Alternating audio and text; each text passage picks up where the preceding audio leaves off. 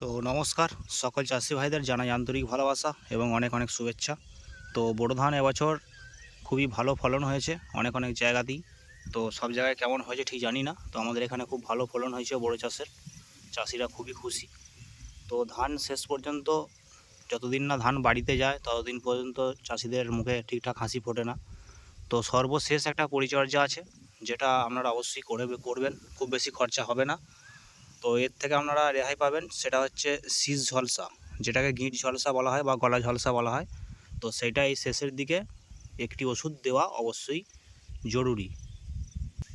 তো সেই ওষুধটি হলো ট্রাইসাইক্লোজল, বান গ্রুপের ওষুধ। তো কম্পোজিশনটা আমি স্ক্রিনে লিখে দিয়েছি, দেখে নিন।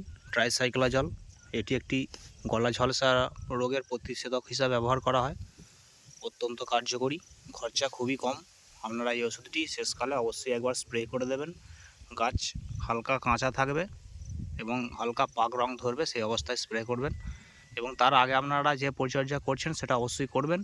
আর সর্বশেষ এই পরিচর্যাটা করবেন, তাহলে আপনারা অবশ্যই পুরো ধানটাই বাড়িতে নিয়ে যেতে পারবেন।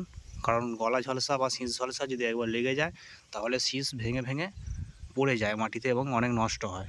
এটার জন্যই আপনাদের বললাম। আশা করছি সকলেই বুঝতে পেরেছেন। যদি ভিডিওটি ভালো লাগে অবশ্যই শেয়ার করবেন।